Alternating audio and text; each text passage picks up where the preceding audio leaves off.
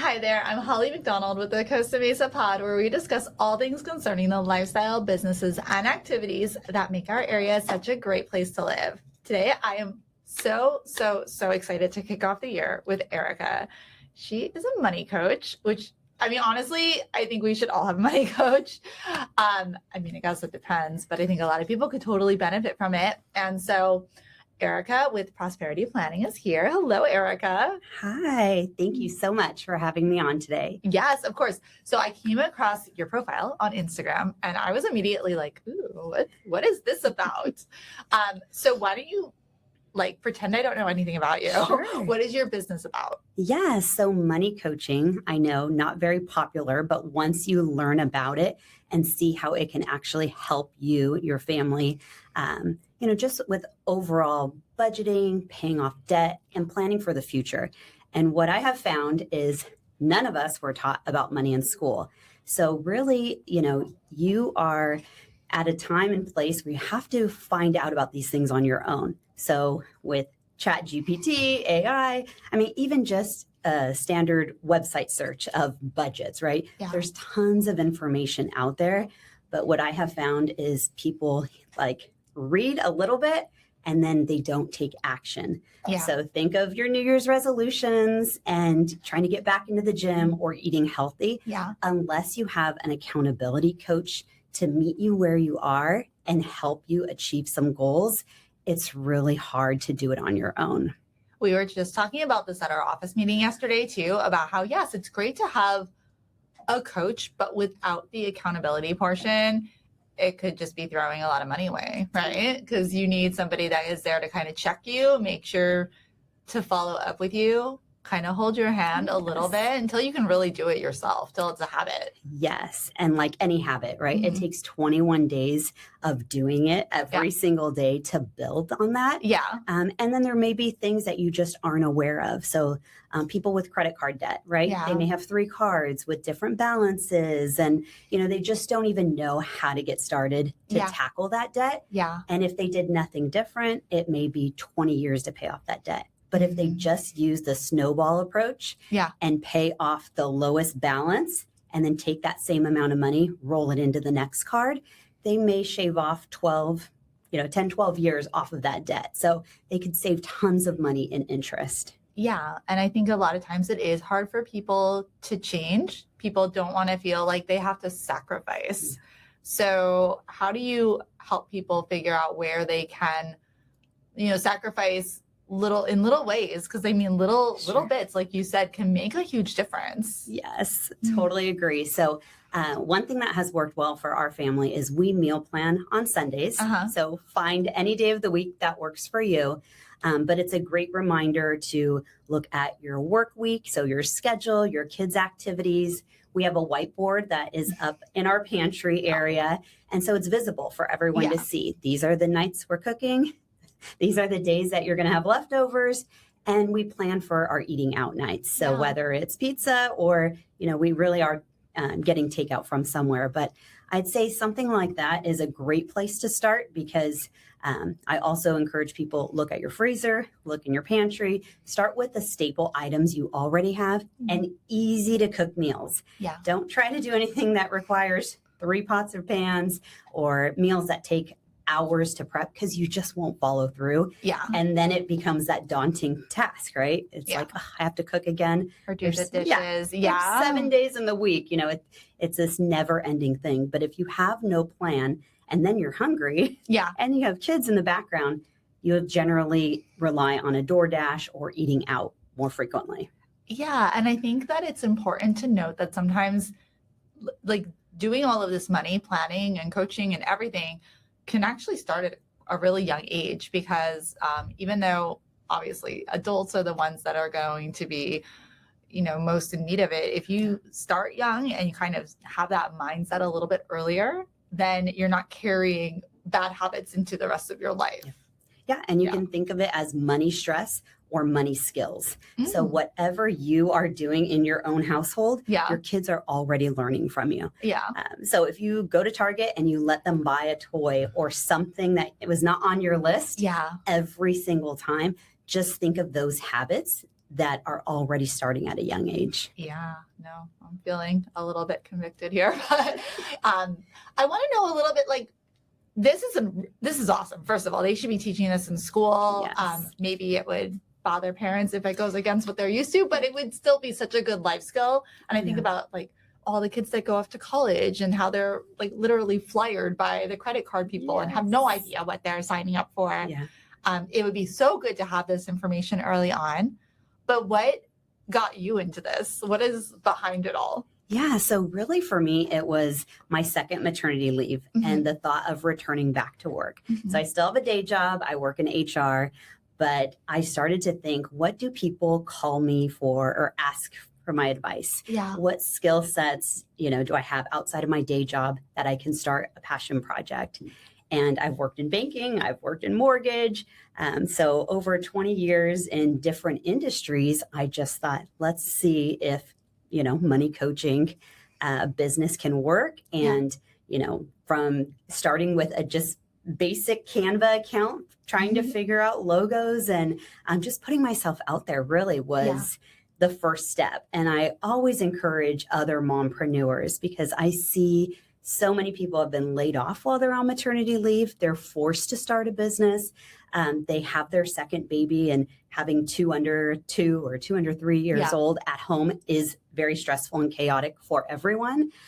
Kids are always sick. You never have enough vacation time. And it's expensive. And it is super expensive. So whether you do daycare or have them home longer, there's just so many things that you need to figure out what those costs are. Yeah. And so for me, it was, let's try my best to, again, show up, create a product that is needed, and then meet people where they are. So it's not a Dave Ramsey approach where you have to do checkbox 1, 2, 3, 4. Those steps. Right? There's no set steps. It's what's most important to you. If you say, your personal care line item is going to be $500, then it's going to be $500. It's your money. It's just the awareness piece that is so key. And then you can find the other line items where you're willing to cut back on. Yeah. And so it still is a very collaborative approach.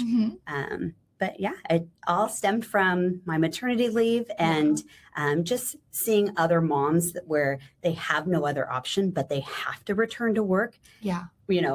Right away, or workplaces that don't offer maternity benefits and you have to rely on state disability. That's really tough on families. Yeah, definitely. No, that's a really compelling why. And obviously you mentioned that it helped your family. And like one way is you're doing the meal prepping. So I'm assuming with the cost of groceries and even just dining out and all of that, that must help quite a bit. What other ways do you see it like in your life now that you're using it? Well, so my husband and I also do budget meetings every month. So this was something when we first were dating and once we got engaged, we were already talking about, tell me about your student loans and what kind of credit card debt do you have? So just, it's like coming to the table and sharing that information with your spouse. There are so many people, again, back to moms, whether they're stay-at-home moms who have no visibility into the finances. Sure. And if the husband works, he has the 401k. So again, it's just preparing yourself, having those conversations. And I have found that when couples set financial goals together, it's like they're in it together. So going back to the budgeting, everyone thinks it's so restrictive, but it doesn't have to be. It's actually more like freedom, right? Yes. The budget can actually, you're in control of your money. You tell your money where you want it to go. Yeah. So again, you create some financial goals, and that may be buying a home for some people. Yeah. And, are you willing to not eat out for just a little bit of time to save a little bit more? Yeah. Or, that the older car that you're still driving, do you really need to upgrade it just right now? Like, can you drive it a little bit longer? But until you know that buying a home is possible, what is that down payment? What would the mortgage be? Sure. And I like to encourage people too that are renting, if you can start practicing to pay the mortgage payment. Hide the money from yourself, right? Put it in a savings account. It's those little things that, again, it's all mindset. So if you can do automatic transfers to savings or automatic investments to retirement 401ks, then it's out of sight, out of mind. makes it a lot easier. I know that was one of the first tips I remembered learning was just your savings, like automatically just have it moved from your one account to another. So you're not even having to lift your finger to do it because it can be painful, right? Yes. Like, oh, those shoes look pretty nice. But I know you have this book here, The Psychology of Money. What is that about? I know you recommend it. Yeah, so I highly recommend The Psychology of Money to all my clients. Really, it goes back to the mindset, right? Yeah. We weren't really taught anything with money, financial literacy. I mean, it still really isn't even a topic at my household with extended family. It's kind of taboo for a lot of people. It is. And like you said from before, like a lot of times people just want to keep up with the Joneses. They see what other people have, and we live in an area where there's such a disparity. It is. So yeah, how does that mindset book help out with people understanding a little bit more? Yeah. I mean, again, it tells you more about the psychology and what are your spending triggers? So are you spending money when you're feeling stressed, when you're lonely, isolated?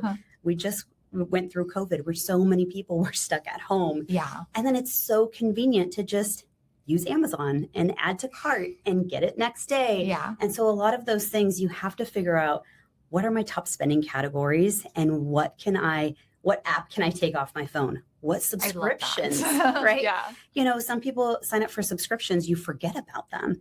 So it's like auditing your subscription account. Do I really need these 3 to 5, 10 different, channels or options? It's like unsubscribe to some things, and even all the marketing newsletters and stuff we get in our email.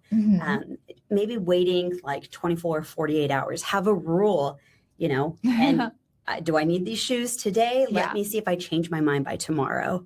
Another good one is have a price point with your spouse. If I'm going to spend more than we have that $500 or whatever it is, like we're going to talk about it and see if it makes sense. My ex-husband one time came home with a car for himself. Oh, I was just like surprised. Like when I got myself, I'm like, yeah. Next time, please call me. Yeah. Hence X. But I love the whole idea of the psychology of money though, because I think a lot of people do have, we all have different definitions on pretty much everything in the whole world, but money is one of those topics that can be really triggering to people. We all have different experiences based on how we were raised and how we were taught to view money. So yeah, that is really interesting. Yes. Yeah. And you have to start somewhere, right? Yeah. And in the age that we live in, you're right. People are trying to keep up with the Joneses. And my neighbor has a new car, or, the kids at school are into this new thing. And so you still have to make sure that, align with your family values. What's important? How do you teach your kids, patience? And it's not so much we don't have money to buy this, it's something that we just don't want to spend our money on. And let me tell you, it's because we're saving for something else, and your kids will learn and catch on really quick. I find it interesting because when I was younger, we didn't have a lot of money for extras. So I was always told like, no, we can't afford it, and I will find myself like just trying to be more careful with my words because a lot of the times, like my kids want stuff that I'm just like, I would not spend money on that. You know what I mean? Technically, could we afford it? Mostly. Sure. But I don't want them to grow up feeling like too much of a sense of lack. But I also want them to grow up having a sense of like responsibility and knowing that either they're fortunate or that they can have like some willpower and just like delayed gratification and all of that. Yes. So I think the way we position it and the way we see it in our own minds is part of that whole psychology thing. It is. And it's so important that you've even, realized that and that you're teaching that to your children as well. Yeah. And there's going to be times where you give in and, you use a gift as, somewhat of a reward for other things that they're doing. So, or a bribe. Yeah. Yes. You've got kids about the same age as mine, so you know what I'm talking about. Yes. And then also, you have some different cool resources that people can just tap into to get a little bit more on track and figure out their trigger points and everything. So what is this one about? Yes, so that is the freebie. So it is a 7-day financial reset. Yeah. Just gives you some prompts, again, some of the things we've talked about from trying to meal plan. And if it's your first time, there is a meal plan guide in there for you as well. Looking over those subscriptions, again, trying to see like what is making you go and eat out. Looking at credit card information, right? As some people are just out of sight, out of mind. You may not even get a statement in the mail anymore. They just come, to your inbox. And so you're not really looking at the fine print, and maybe your interest rate has gone up, or, if you've been late on a payment, they always change the terms on you. So it's always good right now, especially at the beginning of the year, give yourself your own financial checkup and look at, the debt, and just, again, come up with a plan. I also have free calculators on my website, so you can look at what the snowball method would look like for you. It tells you exactly how many months it will take to pay off the current debt. And then if you apply any extra money, so if you could do $50, $100 extra a month, how that will change the overall time it takes to get out of debt and the overall interest that you would be paying. Okay. So do you kind of start off with people having to go back and look at, like, kind of do a checkup on themselves? Like, this is what I've actually been spending money on, like the different categories. Because a lot of times if you're not tracking, just like with anything in life, if you're not tracking, you don't really know. Like, there are times when my husband will be like, what was that $20 Venmo for? And I'm like, I don't know. Yes. But I mean, I can go back and figure it out, and then, we track it. But yeah, a lot of people just don't know, So most people do not know their variable expenses. Everyone can quickly tell me, mortgage or rent payments, car payments, insurance, whatever's fixed. Those are generally, easy to say, okay, I think I know these. But once it comes to those variables, most people cannot say, this is how much money I spend on eating out, or this is how much I spend on groceries. Now, some are already doing somewhat of tracking, but then some categories just get, other miscellaneous. Amazon, right? Amazon could be so many different things. And even Costco. Like, Costco gets my husband every single time. He comes back with 3 shirts and he's like, I got a deal, and I got them in every color. I'm like, okay, but that just affected our food budget, So little things like that. It's, yes, you can have the cushion, and I'm not looking down to every penny, but we at least have the categories. We can do a look back, and I use a budgeting app. So it connects with your bank accounts, credit cards. So it brings in all the data for you. What app do you use? So it's actually my own, Prosperity Planning. Oh my gosh. Yes. Okay. Well, I didn't know you had your own app. That's awesome. Okay. Yes, it's on my website. Okay. There's a free version where you can just, create a budget or have it created for you. And then you can kind of play with it and see how well you are sticking to it. Or there's the paid version where it links in all your accounts. Okay, cool. But tons of free calculators on there. It will also show you your retirement number. So again, a lot of people think or have the assumption that retirement means age 65, 70, 75. But really, retirement isn't an age, it's a number. So if you know your annual expenses and you multiply that by 25, that's your retirement number. And so for some people, they may have, monthly expenses at $5,000, $10,000. Their retirement number is somewhere between 1.5 and 3.5 million. Okay. Yeah. And is that also like factoring in inflation and everything? It does. Yeah.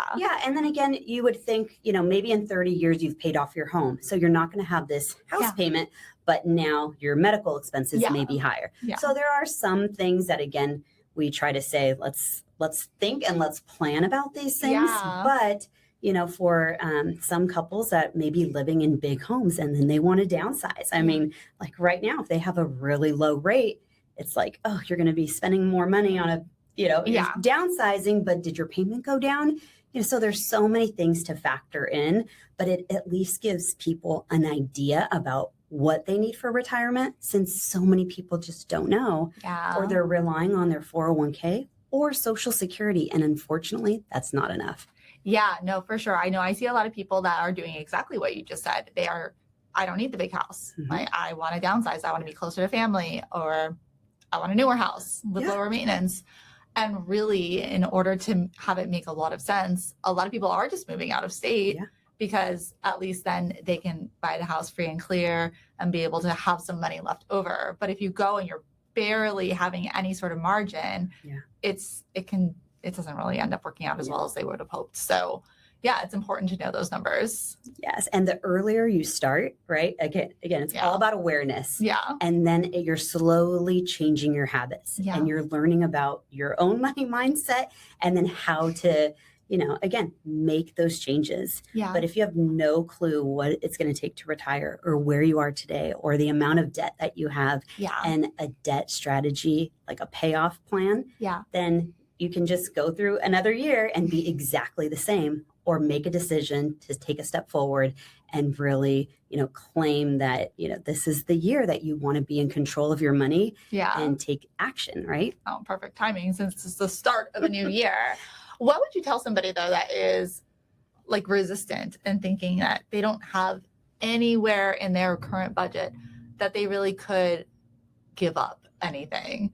And how do you help them figure that out and understand that this is not necessarily a forever thing? You might not have to give up your, morning cup of coffee forever out of the house. Like what sort of tactics and ways of looking at it can you offer to people? Yeah. So generally what I have seen, you have to have a financial goal that is big enough and motivating enough to want to make these changes. Okay. Because it is going to be a little bit of sacrifice, right? Okay. You're not just walking into the gym and, shedding all the weight. If you're hiring a personal trainer, it's going to take some work. Yeah. And so financial goals is really the place to start, because again, it's I can give you some ideas of where to cut things out. But if those things are important to you, walking into a coffee shop and, having your coffee there, if you're single and that's your, social thing and you enjoy that.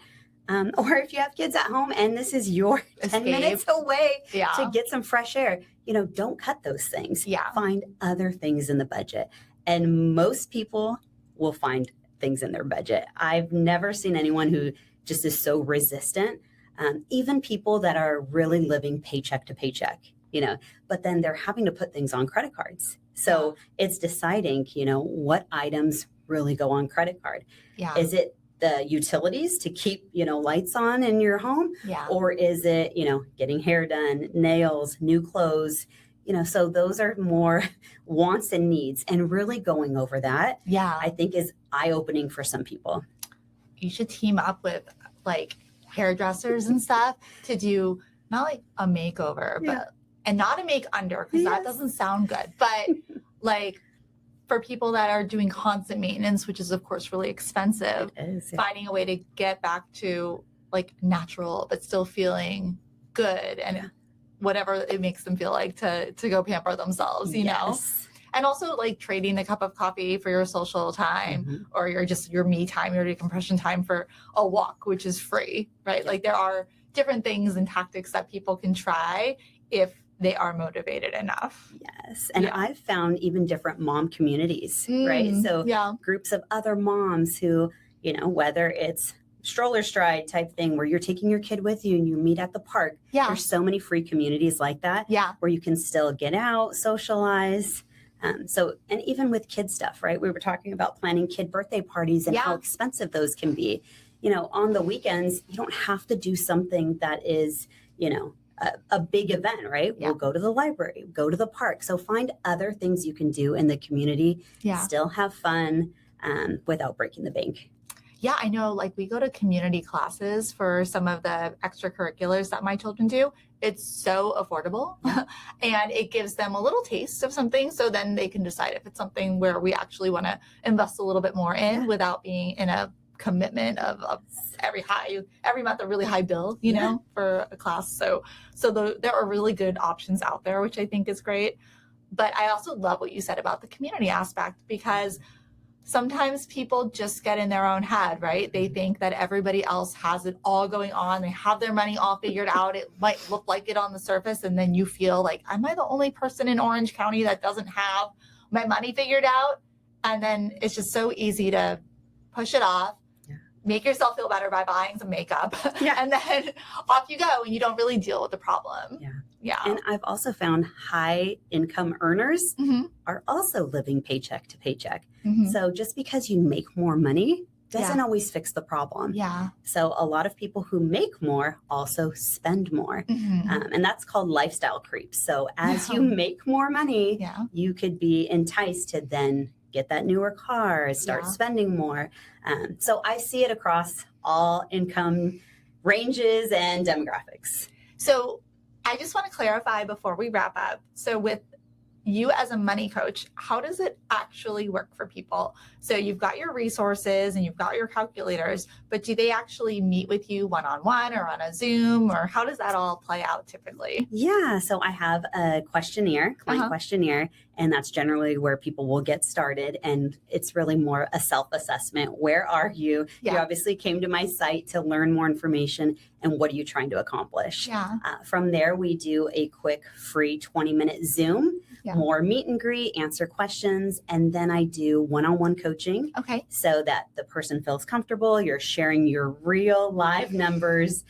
We use the software, we share screens, and then coaching begins. So again, depending on what your goals are, learning more money mindset, there'll be some stuff for you to work on your own. But again, it's, you can pop into, listen to a podcast on a walk. I mean, nothing that is like, too much work, right? It's all manageable, but really with the goal of coming to the next session, feeling like you've accomplished something. So there's some learning. So the things that I have invested time and have had to teach myself, that's part of it. And then again, whatever your financial goals are, we will work together, and it's either a 4-month or 6-month program. Okay. And we generally meet bi-weekly, so twice a month, and really put you on a plan so that you feel you have a clear financial freedom picture, but then it's, you have all the tools to do this on your own. So you're like a money therapist. And then again, it's a partnership. So I have some clients that go through the coaching program, and then I'll do an annual checkup with them, or they'll message me quarterly, or something has changed in their life. So a good time to, again, update budgets is when life events happen. Just going to say, I bet people reach out to you when they're like, I'm about to have a baby. Yes. Right? Yeah. Because so all of a sudden you're trying to figure out, like, what does this look like? It's getting married. Divorces are always challenging. It's generally a lot of learning for the wife if they have had no access or exposure to accounts. When people own businesses, sometimes that gets messy. A lot of real estate, buying out one spouse or the other. But it's when they have kids, changing jobs, considering moving out of state. There's a lot of pros and cons to think about. A lot of people are going to Texas, but then there's, We've seen a lot of people from Texas coming back. Right. We were just talking about that yesterday. Or property taxes, or, there's other trade-offs, or maybe you're not going to make the same income. So really factoring all those things before you make any big move is so key. Oh my gosh. Do you work with couples too? I feel like this is something that couples might need to be involved in together. I do. Whether it's couples or, one spouse or the other. I also work with business owners. So I'm open to whoever has questions, and really just want to be a guide to help them, a resource. And then if coaching is the right fit, then I'd love to work with them. And I think we had talked about too, the possibility of like you working with maybe schools or education for younger people. I mean, my daughter, she's so cute. She's 7, almost 7. She comes over to me with this bag of like, I think it was 87 not pennies, but just all sorts of coins the other night. And she's like, I'm rich. Like I have 87 coins. I counted them. And I was like, I'm sorry, that's not $87.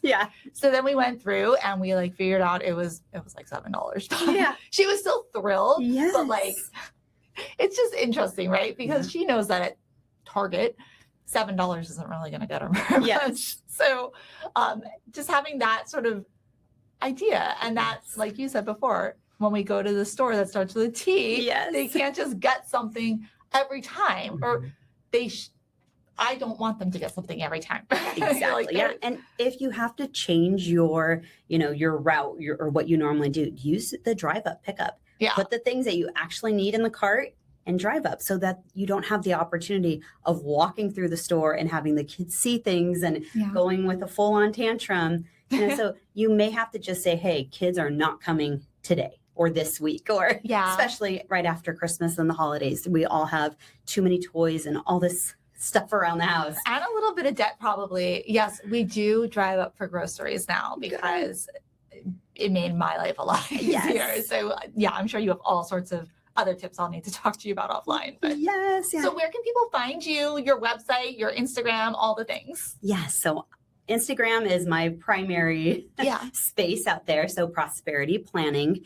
The link in my bio takes you to my website, and then it also takes you to the prosperity planning software, which is the budgeting app that you can try. Amazing. Yeah. I mean, I feel like everybody could use a little bit of a financial checkup right about this time of year. And it is like the beginning of a new era, beginning of a new year. So getting your money goals in line right now, this is a good time to set those up. Yes, it is. I love everything that you're doing. This is great. I think it's going to be very, very beneficial for so many people, especially in our area. Yes. Thank you for so much, Holly. All right. Well, that's it. That's all we've got today. But make sure to check out Erika's Instagram to get some more information and get your budget back on track.